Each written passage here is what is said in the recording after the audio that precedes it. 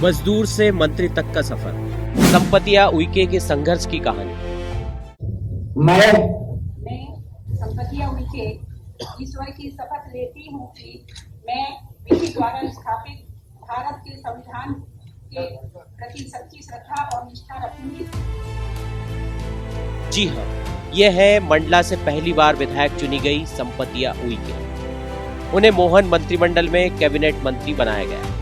जल्द ही उनको विभाग भी आवंटित हो जाएगा। वे यहाँ तक कैसे पहुंची, उनके राजनीतिक सफर की कहानी से ज्यादा उनके जीवन की संघर्ष की कहानी रही। आइए पहले उनके संघर्ष भरे जीवन की कहानी पर एक नजर डाल लेते हैं। मुफलिसी में बीता बचपन। संपतिया उइके का बचपन बेहद मुफलिसी में बीता। गरीबी में रहते हुए उन्होंने जैसे तैसे स्कूली शिक्षा हासिल की। उनके जीवन में एक समय ऐसा भी आया जब परिवार के भरण पोषण के लिए उन्हें ईंट भट्टों पर मजदूरी करनी पड़ी, लेकिन तब भी उन्होंने जीवन से हार नहीं मानी। कुछ समय उन्होंने बतौर शिक्षक स्कूल में नौनिहालों को पढ़ाकर उनमें ज्ञान का प्रकाश फैलाया।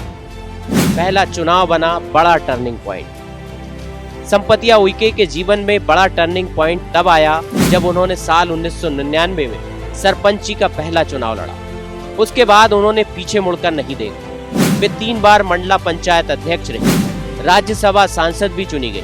विधानसभा चुनाव के कुछ दिनों पहले ही राज्यसभा में उनका कार्यकाल समाप्त हुआ तो उन्हें बीजेपी ने 2023 विधानसभा चुनाव में मंडला सीट से चुनावी मैदान में उतार दिया, जबकि इस सीट पर शिवराज शाह, देवी सिंह सैयाम जैसे बीजेपी के कद्दावर नेता टिकट की कतार में थे, लेकिन संगठन ने उन पर भरोसा दिखाया। वे यहाँ भी संगठन के भरोसे पर खरी उतरी।